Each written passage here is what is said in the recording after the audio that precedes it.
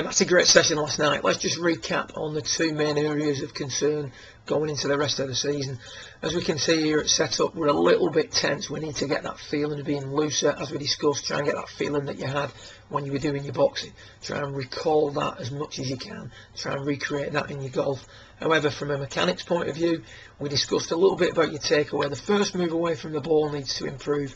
What we see with yourself is we see the hands come out and the club go in.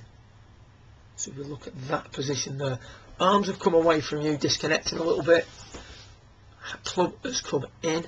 So in other words, the shaft is going to set quite shallow and then steepen on the way down. If we take a little look at what Tiger does, as he takes the club back, we can see that the arms stay in and the club stays out. So it's a sort of opposite position to what you're getting. So we've got to try and work on that takeaway a little bit.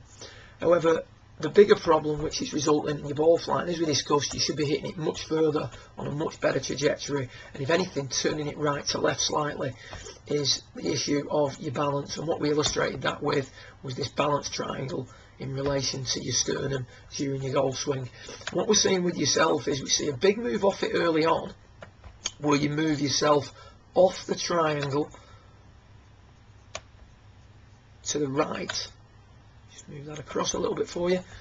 So the sternum moves behind the tip of that triangle early, but then as you approach the top, you sit back onto it. So you can see there at the top of your backswing, you haven't moved off the tip of that triangle.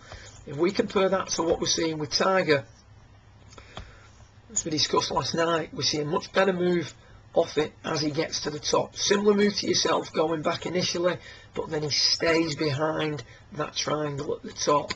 That allows him then to make a really strong move into his left side, back onto the tip of that triangle. What we see with yourself, we see a really strong move into the left side, but unfortunately, because we haven't moved behind it, we now get ahead of it. And you can see that at that point in your golf swing, you're too far ahead of the golf ball. Not a good position to hit the ball from. If you stay there, you're going to shank it, stroke, squeeze it out to the right.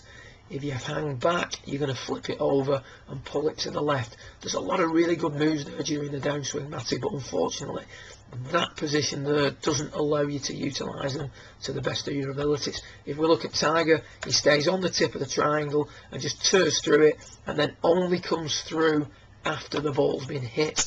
So two issues: one, your takeaway; one, your balance during your backswing, and the positioning of your weight as you complete your backswing. As you saw at the end of your lesson, big improvement in distance, certainly a different ball flight and a much more consistent trajectory. Good luck with it. I've no doubt I'll see you in the near future and we can discuss matters further. Well done.